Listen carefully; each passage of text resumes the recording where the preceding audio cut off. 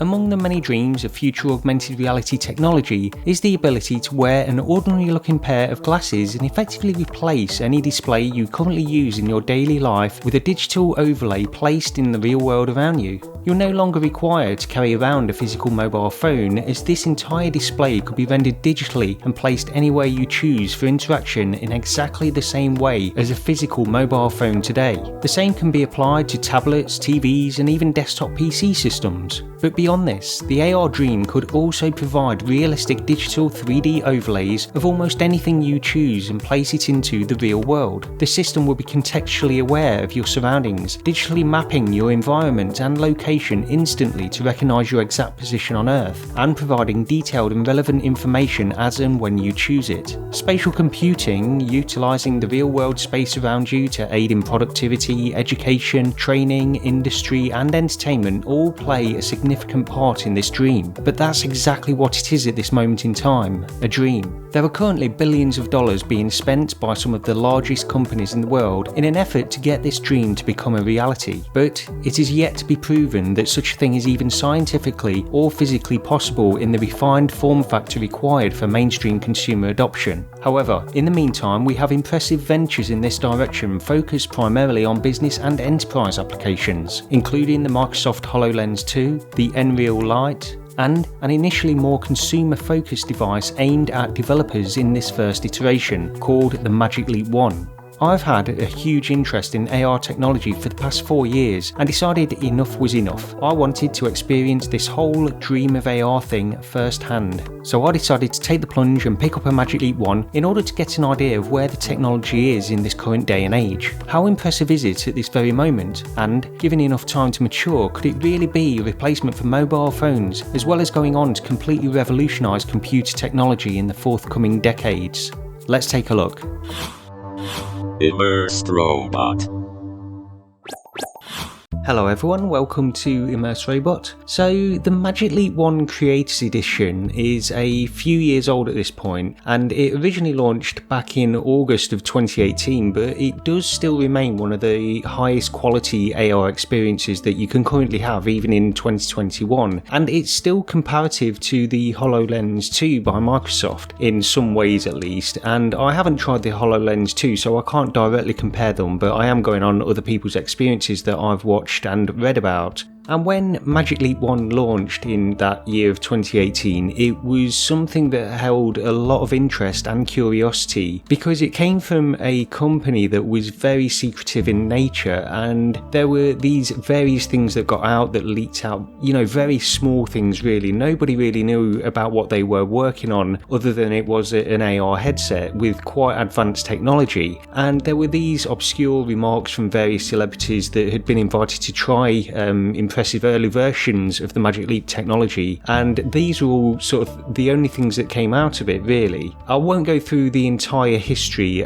because that's all been well documented in other places, and the information is out there if you want to see it, but the fundamental technology that Magic Leap were working on for many years and trying to miniaturise and get into a viable consumer headset just wasn't possible in the near term. At least that's what the rumours suggest, and they had to pivot and make a device which was much more similar to the HoloLens than what they originally envisioned, and that's what we got in Magic Leap 1 Creators Edition. So in this video I did just want to focus on my own experience of using Magic Leap 1 for a while after picking one up second hand recently, and I just got one off eBay because I was interested to try it and they had dropped to a reasonable price on eBay. They do come up occasionally if you are interested as well. And when I first set up the device, it takes a few minutes to calibrate it for your own eyes, and then you map several rooms in your house. So I decided to map my living room and my office area, and it maps the surfaces, the walls, the floors, the ceilings,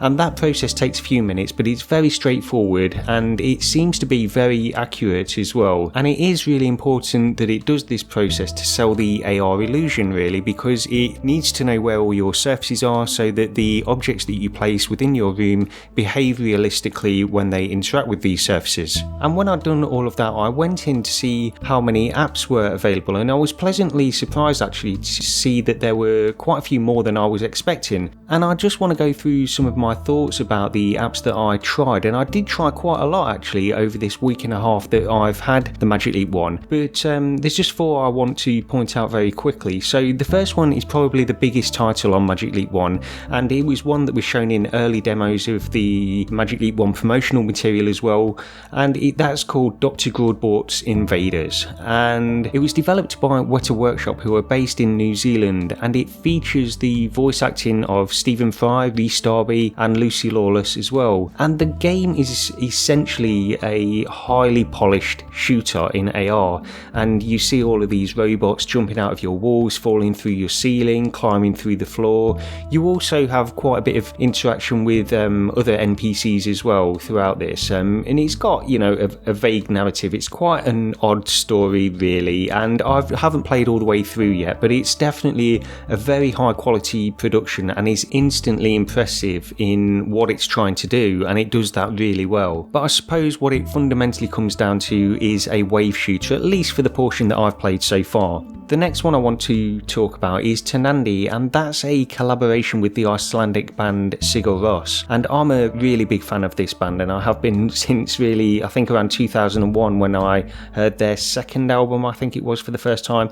But yeah, I really am a big fan of Sigur Rós, and this Tonandi experience is really like a surreal and interactive musical journey really. It goes on for probably 30-40 minutes, something like that, and it's based around the idea of these strange haunting soundscapes that develop as the experience progresses, and it intermingles with these sort of light shows where you see these strange animals floating around and plants develop around your real world. There is minor interaction in order to get from one scene to the next as well, but it's a great experience, and especially if you like the music that goes along with it as well. And you know, it's very easy to just become enveloped in it because all of these things are taking place around your own real life environment really. So it's just an interesting title, and one that I would definitely recommend. I also tried Universe Sandbox as well, and this is a port of the early access VR game which is available on Steam, and I think it's a flat game as well, you don't need VR to play it, but this is an AR port anyway, and it was just a great experience to set this title up and then have all of these holographic planets and stars floating around my office, and I was able to walk around them. I really enjoyed my time in there as well. There's a lot more to do with that, but again, I've tried to just spend, you know, a reasonable amount of time in each of these apps just to get an idea of them, and I haven't really dived into any of them deeply enough to form a true opinion of anything really, but Universe Sandbox stood out to me of the ones that I did try.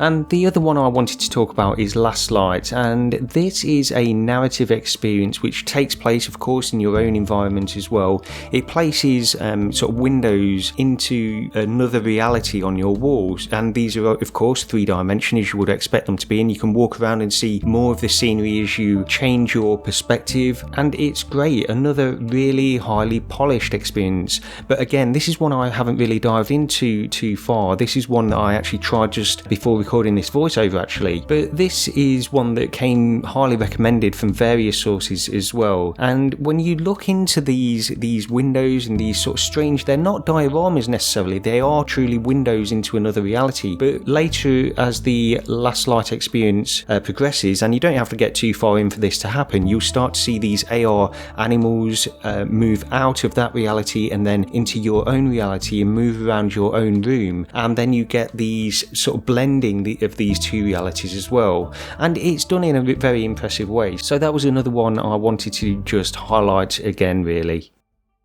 But just getting on to some general points about the Magic Leap 1 headset. So it comes with a single controller which uses magnetic based tracking. It's very accurate, but it's perhaps slightly more latency than something with IR tracking like the Quest controllers. But it does come with some advantages, and that is that you can actually use the controller. It can still be tracked when it's out of clear line of sight of the headset's cameras. So you can hold it behind your back and it will know exactly where it is within the experience. And so it's got some negatives in terms of slightly more latency, perhaps not quite one-to-one exact movement as you would get with something like a Quest controller, although it is very close, but then you've got that added benefit as well. The Magic Leap Lightwear headset itself is relatively light and is mostly comfortable. It does pinch on the nose a little bit, I've noticed, after using it for a while, and I think part of the reason for that is the one that I picked up used didn't actually include the Fit Kit, which is sort of various additional pieces for your forehead section and the nose pieces as well, so I might have found something a little bit more comfortable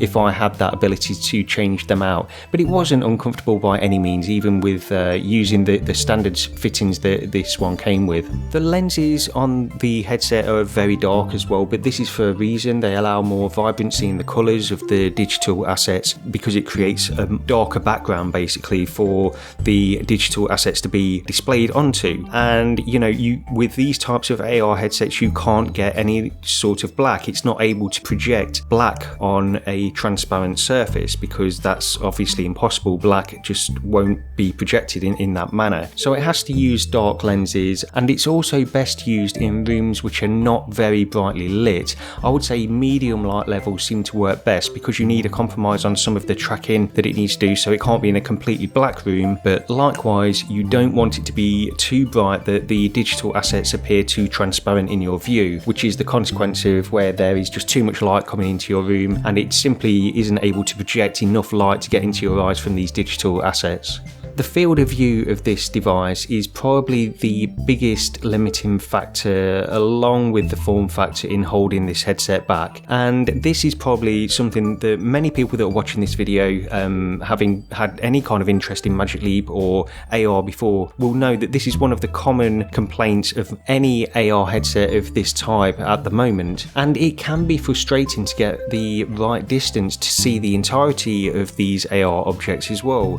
My office is quite small, and my living room is a little bit bigger, and I was able to get a little bit further away for something like Dr. Grordbort, which does require a little bit more space, but even then you still have to get frustratingly far away from some of these experiences. Something that was a little bit jarring was when playing the Universe Sandbox, and I felt like I had to get far enough away so I could see all the planets and the information and things like that, but it just wouldn't allow me to get close enough to really inspect them. Another one was Last Light, in a certain section in Last Light where you see this boat floating on water, and it's like a little diorama and you want to get close and explore it and you're simply not able to. And this is also probably a good time to bring up the quite severe clipping of objects when you're still quite a reasonable distance away from them. I would say something like, I think it's around 30 centimeters where these objects start to clip away from your perspective, so they'll just appear to clip as you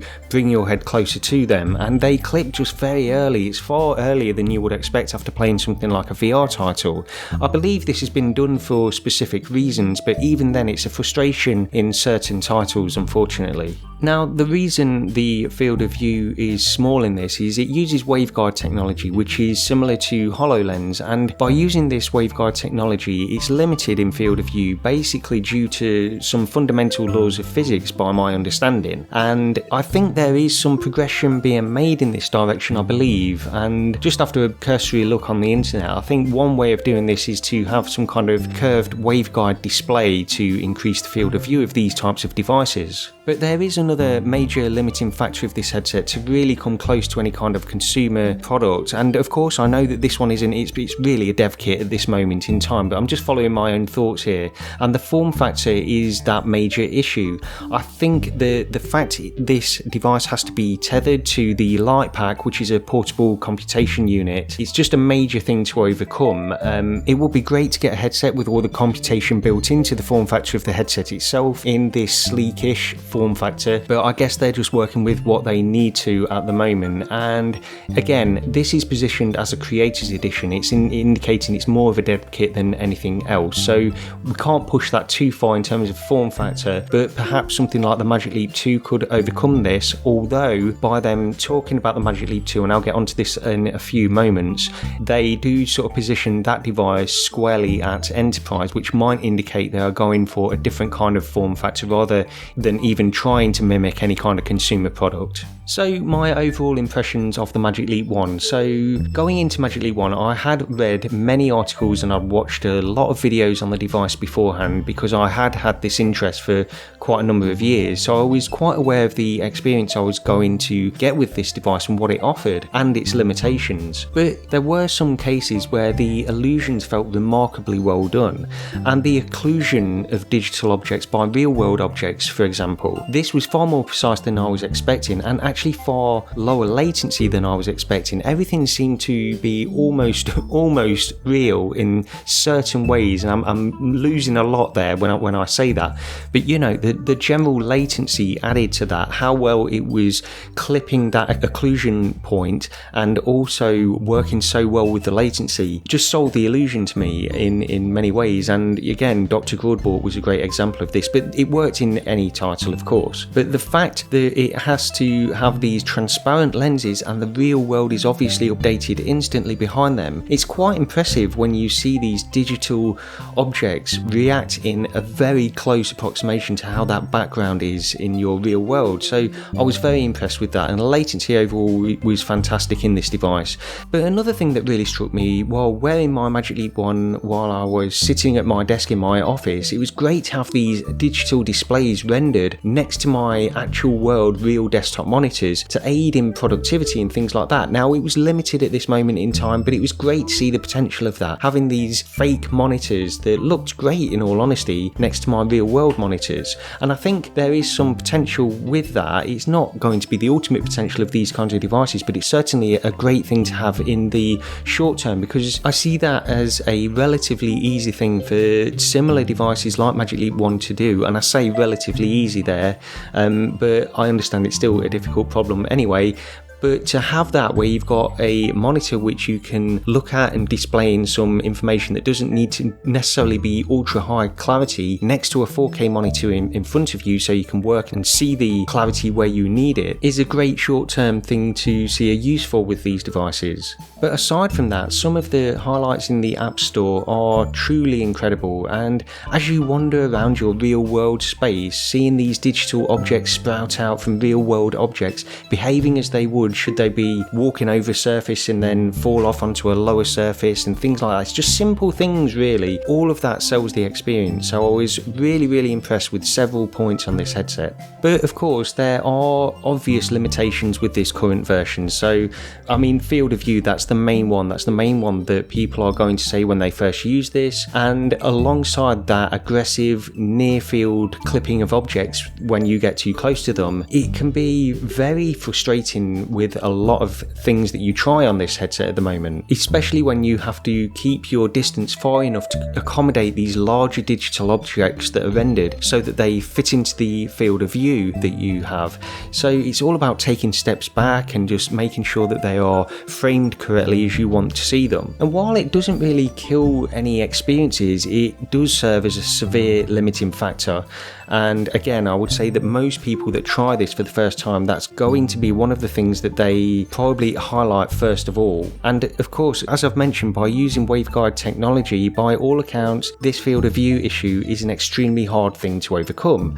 But I'll look forward to some further news on that as time goes on, and hopefully we get different kinds of optical and display technology in order to combat this issue. And in actual fact, when I do talk about Magic Leap 2 in a moment, that does come up. There is some extra news on that too. The hand tracking was fine, but personally I didn't find it quite as well done as Ultraleap's solution, or even the Quest 2 in all honesty. But it is capable of tracking hands while also tracking the motion controller at the same time, as demonstrated in numerous applications. Dr. Grordbort's is a great example where you have a gun in one hand and then you can raise your hand in front of you as a shield. So it works really well, and the tracking of these two types of tracking methods works really well too, and that's not something that's possible in the Quest 2 at this time. Another limiting factor at the moment is is, as I mentioned, the Magic Leap 1 Lightwear headset itself. It's fine, but it's a long way off from anything mainstream users would adopt in my opinion. And again, the addition of that tethered light pack is inconvenience at this time, and while it's not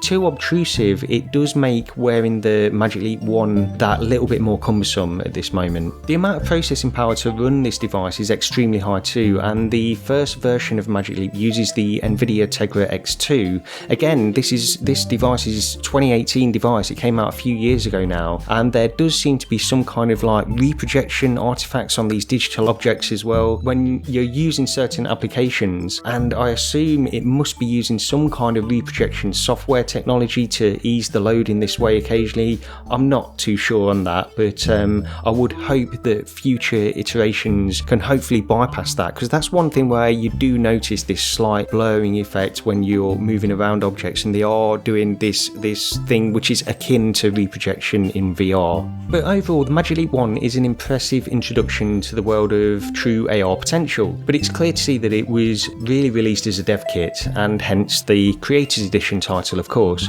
But there is enough there where I do remain truly excited by the future of AR technology, and in spite of the current limitations that I was aware of going in when trying this device, it actually felt further along than I expected in some ways, and it does bode well for the next iteration. Speaking of which, so Magic Leap have already confirmed that they are working on the next version of the headset, and it will be optimised for enterprise applications. And the new Magic Leap CEO Peggy Johnson, she confirmed in an interview to Protocol in April of 2021 that the new headset is just months away, and she did go on to state that it would be generally available in the first quarter of 2022.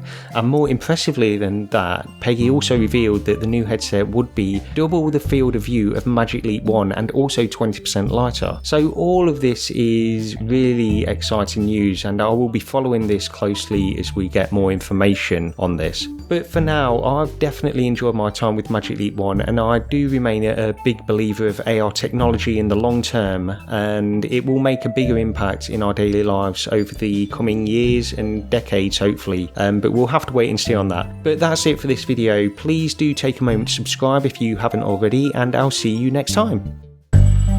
Please consider supporting Immerse Robot on Patreon, or joining the Discord, or following me on Twitter, or better yet, all of the above. Links in the description below.